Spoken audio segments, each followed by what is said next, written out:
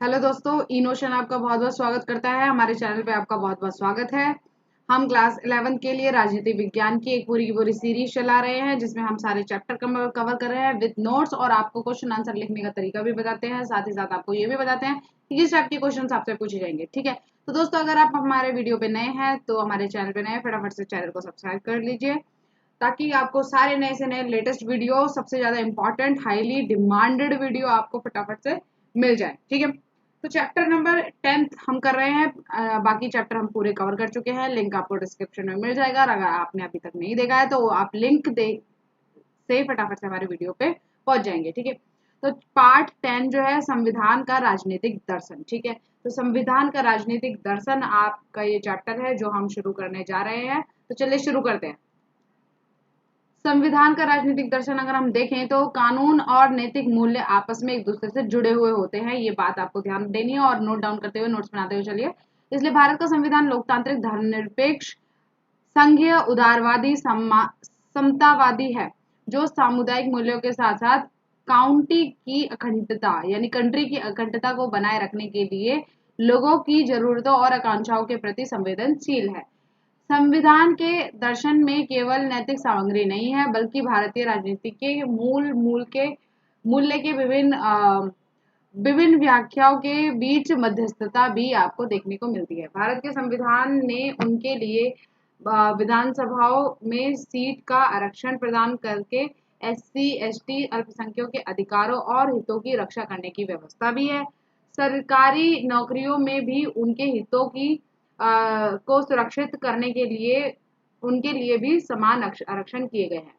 भारत का संविधान संस्थाओं और नागरिकों द्वारा दोनों द्वारा सम्मानित और स्वीकार किया जाने वाला एक सर्वोच्च कानून है, क्योंकि यह केवल नागरिकों और देश की बुनियादों का बातों को की रक्षा करता है।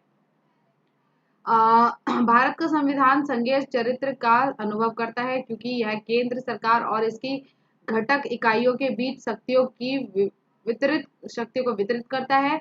यह एक लिखित दस्तावेज है। यह आंशिक रूप से लचीला और आंशिक रूप से कठोर है। ठीक है, आप देखिए, भारत में न्यायपालिका सर्वोच्च है। ठीक है, और भारत में द्विवार्षिक विधायिका विद्यमान है। संविधान में राष्ट्रीय एकता का एक केंद्रीय विचार है, क्योंकि इसकी प्रस्तावना देश के न्याय, समानता, बंधुत्व, स्वतंत्रता एवं एकता और अखंडता प्रदान करके संविधान के उद्देश्यों को रेखांकित करती है।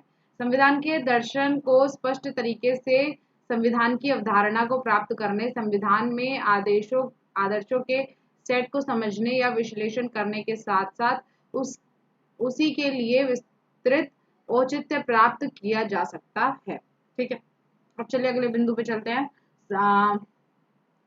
संविधान का दर्शन मुख्य रूप से समानता, स्वतंत्रता और राष्ट्रीय एकता और अखंडता के रूप में लोकतांत्रिक परिवर्तनों को विकसित करने के लिए शांतिपूर्ण और लोकतांत्रिक उपायों पर जोर देता है।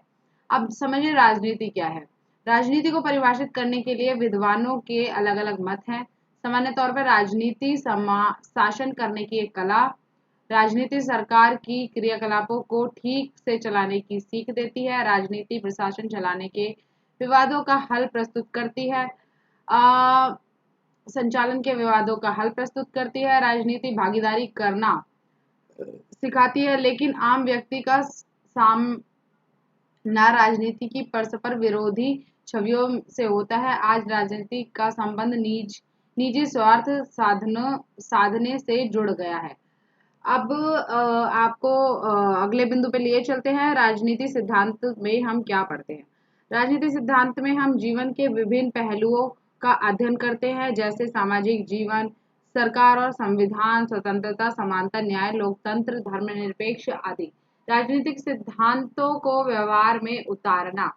तो राजनीतिक का स्वरूप समय के साथ साथ बदलता रहा। राजनीति सिद्धांतों जैसे कि स्वतंत्रता और समानता को व्यवहार में उतारने का काम बहुत मुश्किल है। हमें अपने पूर्वाग्रहों का त्याग करें, इन्हें अपनाना चाहिए। राजनीति सिद्धांत से अध्ययन के द्वारा हम राजनीति व्यवस्थाओं के बारे में अपने विचारों तथा भावनाओं का परीक्षण कर सकते हैं। हम यह समझ सकते हैं कि सचेत नागरिक ही देश का विकास कर सकता है। राजनीति सिद्धांत कोई वस्तु नहीं है, यह मनुष्य से संबंधित है। उदाहरण के लिए समानता का अर्थ सभी के लिए समान अवसर है, फिर भी महिलाओं, वृद्धों या विकलांगों के लिए अलग व्यवस्था की गई है। अतः हम कह सकते हैं कि पूर्ण समानता संभव नहीं है। भेदभाव का तर्क संगत आधार जरूरी है। हमें राजनीति सिद्धांत क्यों पढ़ने चाहिए? अब आपके मन में ये वैलिड क्वेश्चन आना भी जरूरी है और उसका आंसर हम देते हैं। भविष्य में आने वाली समस्याओं के समय एक उचित निर्णय लेने वाला नागरिक बनने के लिए, एक अधिकार संपन्न एवं जागरूक नागरिक बनने के लिए, राजनीति चेतना जागृत के लिए, समाज में पूर्वाग्रहों को समाप्त करने एवं एकता कायम करने के लिए, वाद विवाद, तर्क वितर्क, लाभ हानि का आकलन करने के बाद सही निर्णय लेने की कला सीखने के लिए हमें राजनीति सिद्धांत पढ़ना बहुत जरूरी है। शासन व्यवस्था की जानकारी के लिए, लोकतंत्र की उपयोगिता का ज्ञान करने के लिए, अधिकार एवं कर्तव्यों को समझने के लिए, अंतर्राष्ट्रीय शक्ति व सहयोग को बढ़ावा देने के लिए। राजनीति सिद्धांत का मुख्य विषय राज्य व सरकार है। यह स्वतंत्रता, समानता, न्याय व लोकतंत्र जैसी अवधारणाओं का अर्थ स्पष्ट करता है। राजनीति सिद्धांत का उद्देश्य नागरिकों की राजनीति प्रश्न के बारे में तर्क संगत ढंग से सोचने और सामाजिक राजनीतिक घटनाओं को सही तरीके से आंकने का प्रशिक्षण देना है। गणित के विपरीत जहां त्रिभुज या वर्ग की निश्चित परिभाषा होती है, राजनीतिक सिद्धांत में हम समानता, आजादी व या न्याय की अनेक परिभाषाओं से रूबरू होते हैं। ऐसा इसलिए है कि समानता, न्याय जैसे शब्द का सरोकार किसी वस्तुओं के बजाय अन्य मनुष्यों के साथ हमारे संबंधों से होता है। राजनीतिक सिद्धांत हमें राजनीतिक चीजों के बारे में अपने विचार व व्यवहार से भावनाओं के प्रशिक्षण के लिए प्रोत्साहित करता है। राजनीतिक विज्ञान व राजनीति दोनों अलग अलग धारणाएं हैं। राजनीति विज्ञान का जन्म राजनीति से पूर्व हुआ है। यह नैतिकता पर आधारित है, जबकि राजनीति अवसर व सुविधा पर आधारित है। तो दोस्तों, इसी के साथ आपका यह अध्याय यहाँ पे समाप्त होता है। हमने आज सभी मुख्य बिंदु आपको लिखवा दिए हैं।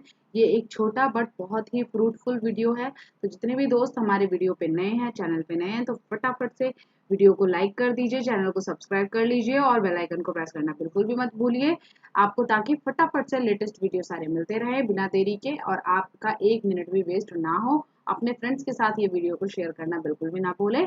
आपका हमारे वीडियो को देखने के लिए, आपका अपना समय देने के लिए हमारी तरफ से बहुत बहुत शुक्रिया। और जल्द ही आपसे मुलाकात होगी एक नई वीडियो के साथ। तब तक आप बने रहिए हमारे चैनल इनोशन के साथ। Thank you so much for watching our video.